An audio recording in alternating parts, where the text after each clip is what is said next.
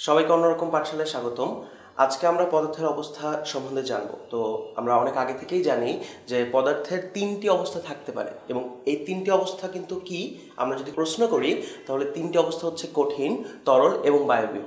আমরা আমাদের আয়তন এবং আকারের সাপেক্ষে এই তিনটি অবস্থা ব্যাখ্যা করতে পারি, এবং আমাদের যে কণার গতিতত্ত্ব রয়েছে সেই কণার গতিতত্ত্বের সাপেক্ষেও কিন্তু আমরা পদার্থের এই তিনটি অবস্থা ব্যাখ্যা করতে পারি। তো প্রথমেই যদি আমরা আকার এবং আয়তনের সাপেক্ষে এই পদার্থের যে কঠিন, তরল এবং বায়বীয় যে তিনটি অবস্থা আছে সেটা ব্যাখ্যা করতে চাই, তাহলে ব্যাখ্যাটা এরকম হবে যে আমরা ধরলাম যে এরকম একটা বোর্ডের কথা আমরা চিন্তা করলাম। তো এই যে বোর্ডটা সেটা কিন্তু একটা কঠিন পদার্থ, এবং আমরা বোর্ডের দিকে তাকালে কিন্তু দেখতে পাবো যে বোর্ডটার একটি নির্দিষ্ট আকার এবং একটি নির্দিষ্ট আয়তন আছে। যেহেতু একটা বোর্ডের নির্দিষ্ট আকার এবং আয়তন আছে, তাই আমরা কিন্তু বলতেই পারি যে কঠিন পদার্থের নির্দিষ্ট আকার এবং আয়তন থাকে। আমরা যদি একটা বোতলে পানির কথা চিন্তা করি, একটা বোতলে ধরে নিলাম কিছু পরিমাণ পানি আছে। এখন আমরা বোতলটা একটু নাড়ালাম, আমরা দেখব বোতলের সাথে সাথে কিন্তু পানির আকারটাও চেঞ্জ হয়ে পানিও হচ্ছে একটু হেলে পড়েছে। আমরা বোতলটাকে আবার অন্যদিকে যদি একটু নাড়াই, আমরা আবার কি দেখব যে পানি আগের অবস্থা থেকে আবার অন্য অবস্থায় বোতল নাড়ানোর সাথে সাথে চেঞ্জ হয়ে গেছে। তো এর মাধ্যমে আমরা কি বুঝতে পারছি? এর মাধ্যমে আমরা বুঝতে পারছি যে আমাদের যে আয়তন পানির ক্ষেত্রে কিন্তু নির্দিষ্ট, কিন্তু পানির আকারটা কিন্তু একরকম থাকছে না। আমরা বোতল নাড়াচ্ছি, আমাদের পানির আকারও কিন্তু হচ্ছে গিয়ে চেঞ্জ হয়ে যাচ্ছে। তাই আমরা কিন্তু এই ব্যাপারটার মাধ্যমে বলতেই পারি যে আমাদের যে তরল পদার্থ রয়েছে তার কিন্তু আকার নির্দিষ্ট না, কিন্তু তার আয়তন নির্দিষ্ট। আমরা বায়বীয় পদার্থ যারা রয়েছে তাদের সম্পর্কে যদি একটু বলতে চাই, আমরা একটা বেলুনের কথা চিন্তা করতে পারি। আমরা বেলুনের মধ্যে কিছু গ্যাস ভরে দিলাম, এবং তারপরে আমরা চিন্তা করলাম যে এই বেলুনটা ফুলে আছে। এখন আমার বেলুনটাকে যদি আমি কিছু পরিমাণ চাপ দেই, আমার বেলুনটা কিন্তু সংকুচিত হয়ে ছোট হয়ে যাবে। আবার যদি আমরা চাপটা ছেড়ে দেই, তাহলে বেলুনটা কিন্তু আবার আগের অবস্থায় চলে আসবে। তো ব্যাপারটা আসলে কি বোঝা যায় এইখান থেকে আমরা কিন্তু একটা জিনিস খুব ভালোভাবে বুঝতে পারি যে আমাদের ওই যে বায়বীয় পদার্থটা বেলুনের ভিতরে আছে, বা গ্যাসটা যে বেলুনের ভিতরে আছে, তার কিন্তু কোনো নির্দিষ্ট আকার নাই। কেন? কারণ আমরা বেলুন প্রথমে যে আকার ছিল ওই গ্যাসটা আমরা চাপ দেওয়ার সাথে সাথে আমার কিন্তু সে আকারটা চেঞ্জ হয়ে আবার ছোট হয়ে গেল।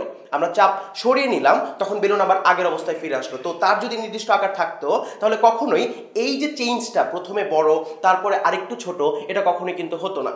এবং আমাদের বেলুনের যে গ্যাসগুলো সেটা যদি আমরা ছেড়ে দিই, আমরা দেখতে পাবো যে গ্যাসগুলো কিন্তু চারিদিকে ছড়িয়ে গিয়েছে, এবং এই যে চারিদিকে গ্যাসগুলো ছড়িয়ে গিয়েছে তারপরে কিন্তু গ্যাসগুলোর একটা বেলুনের মধ্যে থাকলো না, সেটা বাতাসের চারপাশে ছড়িয়ে গেল। এবং তখন আমরা কিন্তু সিদ্ধান্ত নিতেই পারি যে আমাদের যে গ্যাসীয় পদার্থটা ছিল তার কোনো নির্দিষ্ট আয়তন ছিল না। তো আমাদের বায়বীয় পদার্থের কথা যদি আমরা চিন্তা করি, তাহলে আমাদের বায়বীয় পদার্থের কোনো নির্দিষ্ট আকার বা আয়তন কোনোটাই নাই। তাহলে আমরা যে কঠিন, তরল এবং বায়বীয় পদার্থের আকার এবং আয়তন নিয়ে কথা বললাম, তো আমরা কিছু সিদ্ধান্তে কিন্তু এখন আসতে পারি। সিদ্ধান্তটা কি? আমরা যদি কঠিন, তরল এবং বায়বীয় পদার্থ এখানে রয়েছে, আকার এবং আয়তনের ব্যাপারে কথা বলি, তাহলে আমরা বলতে পারি যে কঠিন পদার্থের আকার আছে, নির্দিষ্ট আকার আছে, এবং কঠিন পদার্থের নির্দিষ্ট আয়তনও আছে।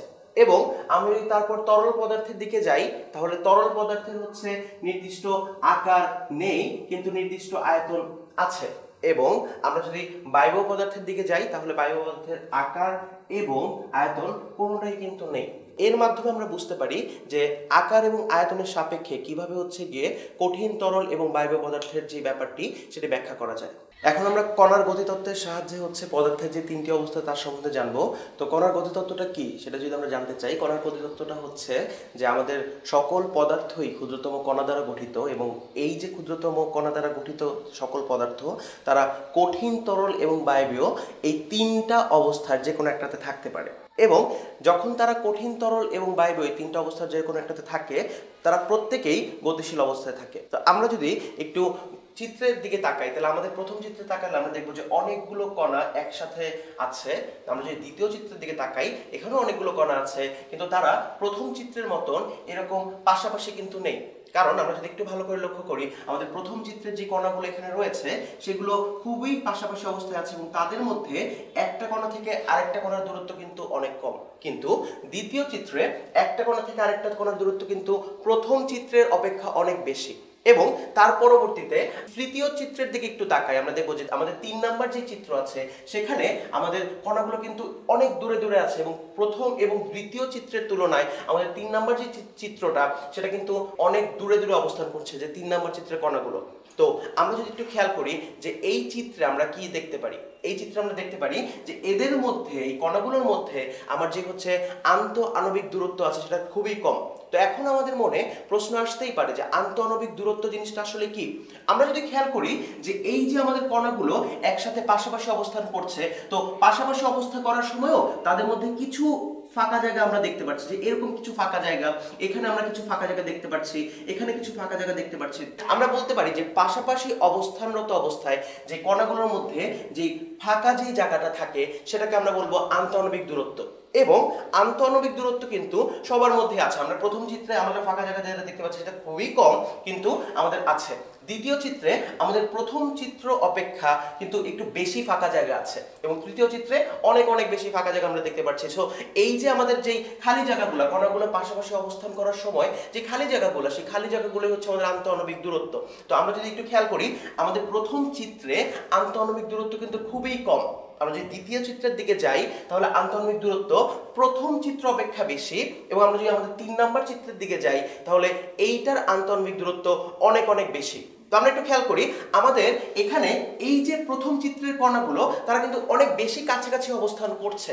তো বেশি কাছাকাছি অবস্থান করছে মানে হচ্ছে তাদের মধ্যে আন্তঃআণবিক আকর্ষণ অনেক বেশি। আন্তঃআণবিক আকর্ষণ জিনিসটা কি, যে আকর্ষণ বলের কারণে আমাদের পদার্থের যে ক্ষুদ্র ক্ষুদ্র কণা আছে পাশাপাশি অবস্থান করে। এবং আমরা প্রথম চিত্রে দেখতে পারি যে আমাদের কণাগুলো একদম পাশাপাশি অবস্থান করছে। তো আমরা বলতেই পারি যেখানে আন্তঃআণবিক আকর্ষণ শক্তি অনেক বেশি, এইখানে আন্তঃআণবিক আকর্ষণ শক্তি প্রথম চিত্র অপেক্ষা কম, এবং আমাদের 3 নাম্বার চিত্রে আন্তঃআণবিক আকর্ষণ শক্তি কিন্তু সব থেকে কম। তো আমরা একটু ব্যাপারটা খেয়াল করি, যখন আমাদের আন্তঃআণবিক আকর্ষণ শক্তি সব থেকে বেশি তখন আমাদের আন্তঃআণবিক দূরত্ব সব থেকে কম, এবং এই অবস্থা প্রথম চিত্রের যে অবস্থা সেটাকে আমরা বলতেছি আমাদের কঠিন অবস্থা, পদার্থের কঠিন অবস্থা। এবং দ্বিতীয় চিত্রের দিকে যদি আমরা একটু খেয়াল করি এখানে আমাদের আন্তঃআণবিক আকর্ষণ শক্তি কিন্তু প্রথম চিত্র থেকে কম, তাই আমরা এটাও দেখতে পারি যে আন্তঃআণবিক দূরত্ব প্রথম চিত্র থেকে বেশি। এবং এই যে আমাদের 2 নম্বর অবস্থাটা সেটাকে আমরা বলতেছি আমাদের পদার্থের তরল অবস্থা। এবং আমাদের সর্বশেষ যে 3 নাম্বার চিত্র আছে সেখানে আমরা খেয়াল করব যেখানে আন্তঃআণবিক আকর্ষণ যে শক্তি সেটা অনেক অনেক কম, কারণ যে কণাগুলো রয়েছে সেই কণাগুলো কিন্তু অনেক দূরে দূরে অবস্থান করছে, তাদের মধ্যে আকর্ষণ নাই বললেই চলে। এবং আরেকটা যদি জিনিস খেয়াল করি তাহলে তাদের মধ্যে আন্তঃআণবিক দূরত্ব কিন্তু অনেক অনেক বেশি। তাহলে আমরা বলতে পারি এই যে আমাদের 3 নাম্বার যে চিত্রটা রয়েছে সেটা হচ্ছে আমাদের পদার্থের গ্যাসীয় অবস্থা বা বায়বীয় অবস্থা। আমরা এই চিত্রের মাধ্যমে একটা কথা কিন্তু বলতেই পারি যে আন্তঃআণবিক শক্তি এবং আন্তঃআণবিক দূরত্ব সম্পর্কে, সেটা হচ্ছে আমাদের আন্তঃআণবিক শক্তি যত বেশি হবে আমাদের আন্তঃআণবিক দূরত্ব তত কম হবে, এবং আমাদের আন্তঃআণবিক শক্তি যত কম হবে আমাদের আন্তঃআণবিক দূরত্ব তত বেশি হবে।